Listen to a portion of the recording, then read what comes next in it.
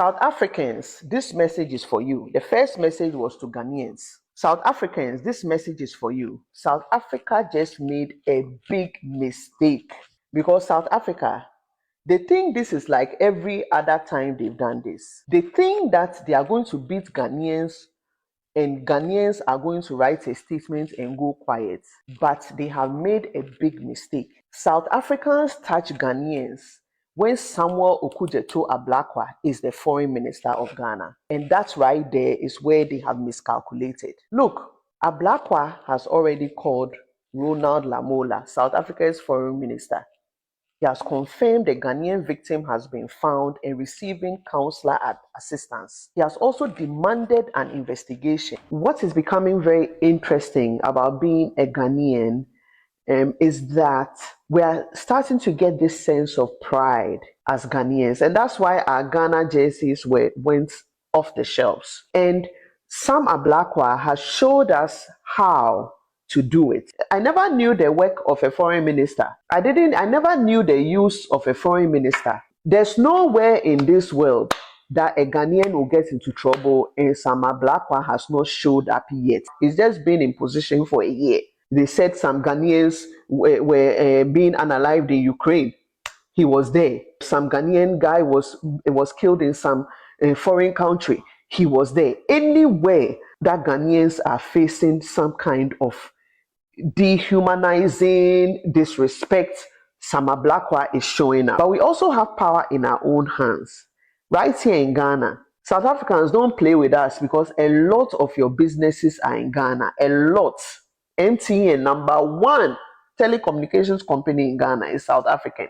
DSTV, MultiChoice, South African. Anglo Gold, Ashanti, South African. Every other African country watching this, Nigeria, Zimbabwe, Zambia, come to the front, please. All of you who have had your people beaten and unalived in South Africa, this is the moment.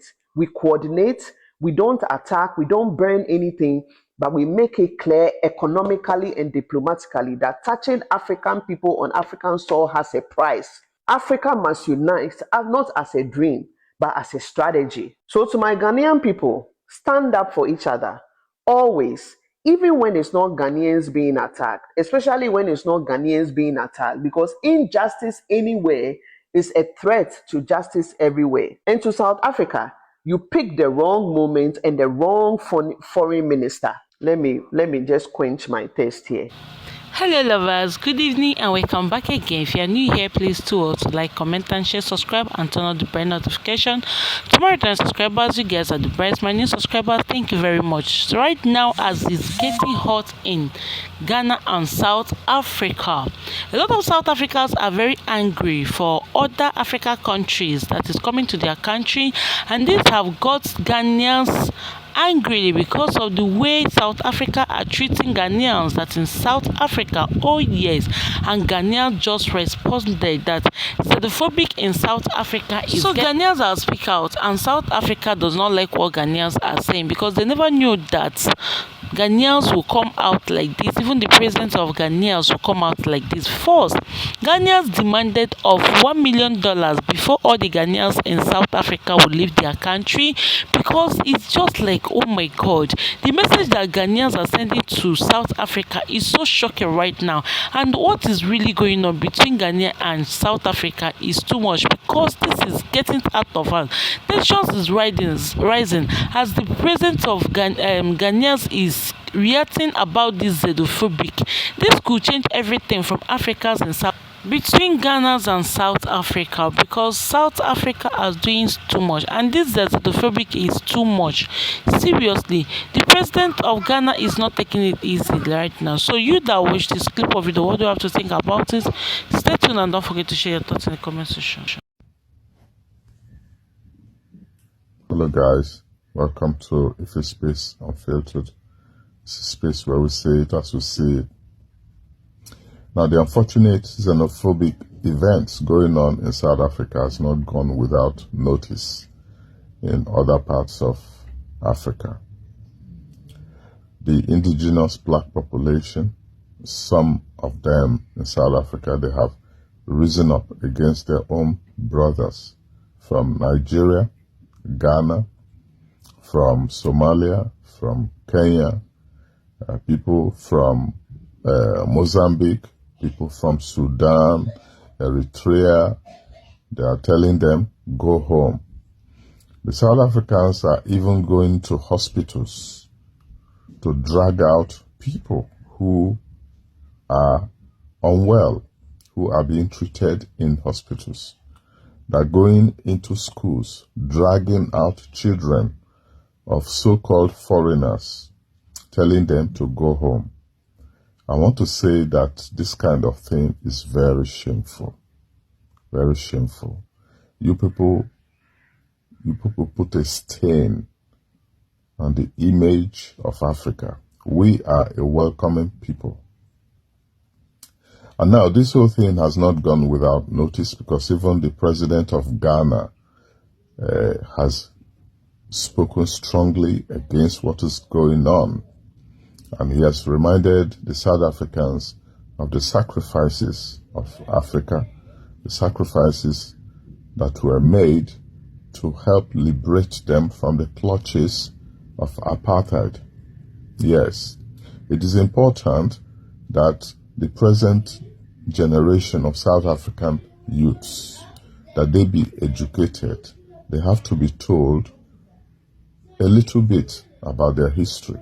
If their educational institutions are not teaching them about their history, it is important that the rest of Africa, especially those of us who know what happened then in the 60s and 70s and 80s, even until the early 90s, we should be able to tell them exactly what happened. And so the Ghanaian president is really upset with them, because what is going on now is a betrayal of African brotherhood. I'm talking about what's going on in South Africa. It's a betrayal of African brotherhood. And whilst the Ghanaian president has reacted strongly, the Nigerian government is simply not doing much. I read a statement from the chairperson of the Nigerians in Diaspora Commission. It's just one of those arms of the federal government, I would say an agency of the federal government of Nigeria that is charged with diaspora matters. And what did the chair of this Diaspora Commission say? She simply said that Nigerians who own the businesses in South Africa should shut their doors temporarily. The Ghanaians are busy arranging for airplanes to take Ghanaians home from South Africa. The Nigerian government, through a useless agency called Nigerians in Diaspora Commission, is telling Nigerians in South Africa to shut their shops, close their shops temporarily. They are not making any arrangement to evacuate our people from there. I want to say it is very shameful. You have to wise up. You have to act like the giant that you are. Yes, because when something like this happens, that is when the gianthood in you should wake up. On this space, we say it as we see it. I don't enter my house with that. Thank you for listening. Please follow us on this page. Bye.